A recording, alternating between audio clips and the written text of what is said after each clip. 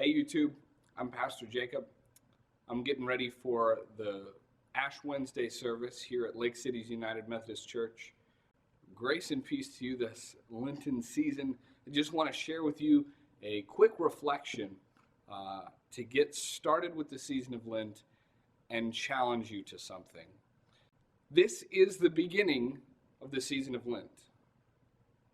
This is a season of soul searching. It is a time to be still. It is a time to listen. This is a holy time. It's a time when we set aside self-indulgence and our preoccupation with self-satisfaction. It's a time when we move our focus away from ourselves, and it's a time of humility. And so, in thinking about that humility, in thinking about the words of Matthew chapter 6, verse 1, where it says, "Beware of practicing your piety before others in a way to be seen by them, for then you have no reward from your Father in heaven." Given these words, given these instructions, given this period of humility, I want to challenge you today. I want to challenge you this season of Lent to give up something different than normal. Now, I know that you'll probably have conversations with friends and family of yours and say, "Oh, well, I'm giving up chocolate this year, or I'm giving up sodas, or I'm giving up coffee or Facebook." Sacrifice is sacrifice. I don't want to diminish what you may have chosen to fast from, but I want to ask you, what would really be a sacrifice? What would really put your life in God's hands? For many people, the hardest thing to give up is their cash, their money. Yes, it's a thing that a lot of people don't even like hearing talked about in church. But the matter is, I have two sources of what I need in life.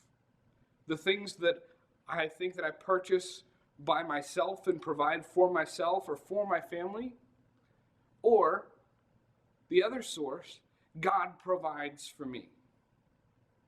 Now, there's many different ways of interpreting what it means for God to provide something.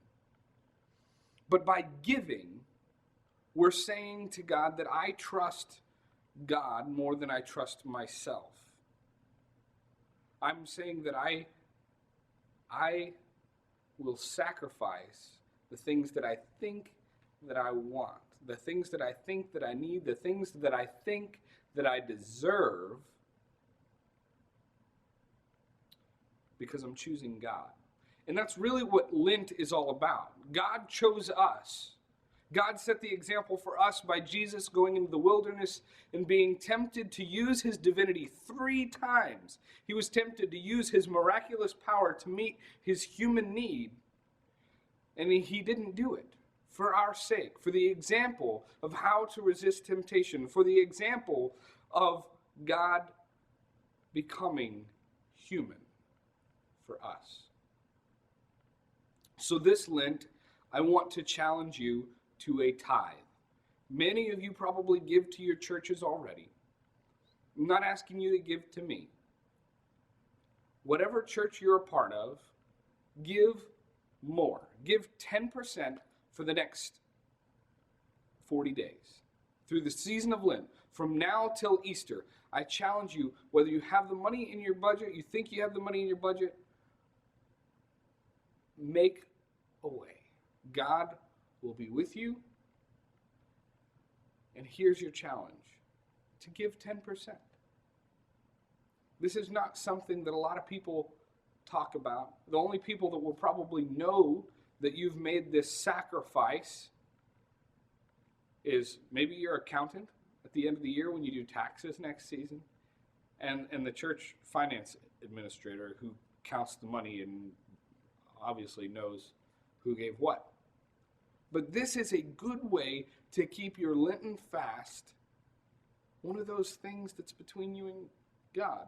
And I hesitate to use the words between you and God, because your giving is not just between you and God, it's a communal act, but that's a whole nother subject. There's nothing of your faith that's just between you and God. But this is one of those things that it's done a little bit more privately. It's done a little bit more, less look at me.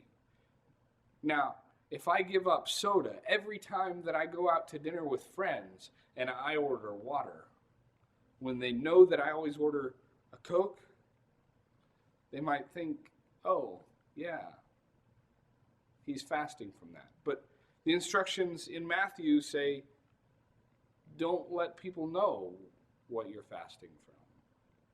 So that's your challenge.